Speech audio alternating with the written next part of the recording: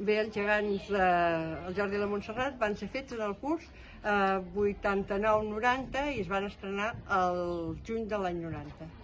El va fer el grup de sisè de primària, juntament amb la seva tutora, i un artesà que els va ajudar.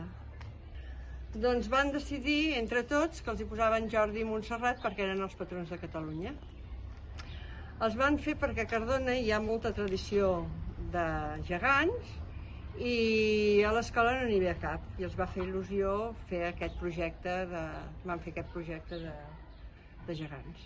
En paper de diari, cola d'empaperar i guix, i fusta per fer tot el cos. La música actual la va fer el Xavier Ventosa, la música, i la lletra la va fer la Roser Socarrats, actual directora de l'escola.